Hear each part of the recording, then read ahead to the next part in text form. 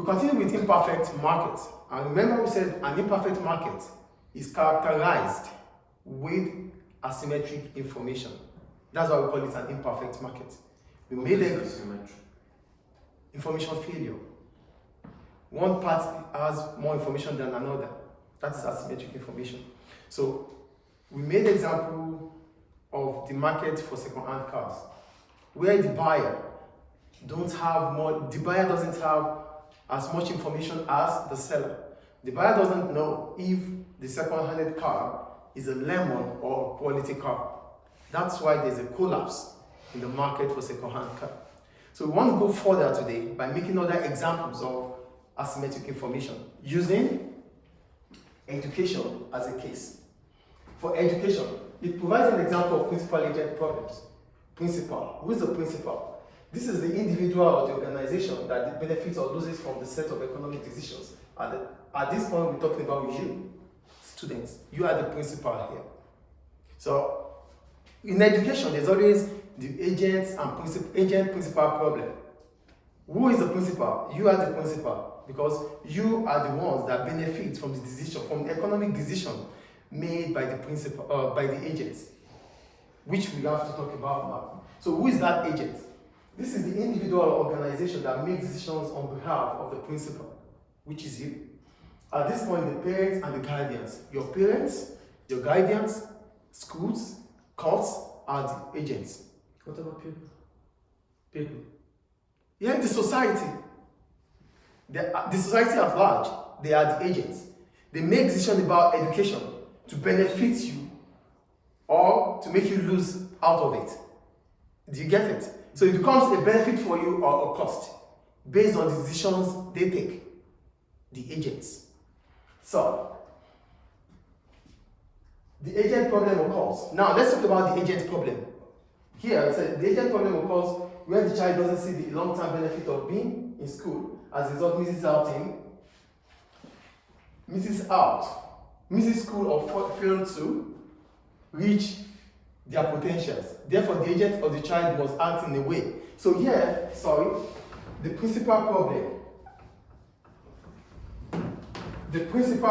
occurs. The principal problem, which is the child. You don't understand the long-term benefit of being in school. As a result, you continue to miss classes. You act in a way that you are unable to reach your potential as a student because you don't understand why it's important in the long term to be in school. Do we get the principal problem here? The principal, which is the child, lacks information, doesn't understand the benefits of being in school.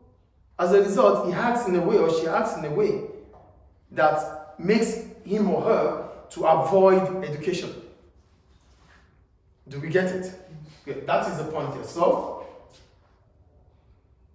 therefore, the agent of the child must act in a way that will encourage the principal. So, it is the duty of the agent, the parent, the guardian, the school, the society, to let the child understand the benefit of being in school. There's a problem here. There's asymmetric information. So you don't come to school because you don't understand the benefit of being in school. So it's the duty of the agent to make you understand the benefit of being in school. Do you get the point here? Now, what brings about the principal agent problem? The principal agent problem occurs when the parent or the guardian encourages you, supports you to avoid school. You don't want to go to school. You don't see the benefit of being there. Then your parents also support you. This happens most of the time when there's a financial incentive to do that. Parents that are poor, they don't have money to use in sending their kids to school. As a result, the child doesn't even want to go. Then they support it because it reduces their financial strength, it reduces their financial constraints. So they won't be able to spend on that child anymore. So the child will be working. They support the child to work to avoid school because they don't have that financial capability to send the child to school. That is the case. There are also rare cases like parents are rich, but because the child doesn't see the benefit of going to school and they encourage him or her not to go. But most of the time, principal agent problem occurs because the parents are poor. So what can the society do? The society, through the government, can come up with free education. When the parents do not have to pay for the child education, the only thing they need to do is to support the child, to encourage the child, to understand the importance of being in school. Do we get it? Is it clear? So that is about education. So we have the agent, we have the principal. The principal, you guys, the agent, me, I'm an agent. The school is an agent, the society is an agent. So yes. What about the agent's problem? The agent problem, I just said it now. Isn't that principal problem? The agent problem, it's you. You are I am the agent now, you are the principal. Your own problem is you lack information. You don't understand the long-term benefit of being in school. That's your problem. As a result, you act in a way to avoid school. That's the principal problem. Now the agent, which is the school, the parent, the guardian, the society, the courts, they must act in a way to encourage you to understand the importance of being in school.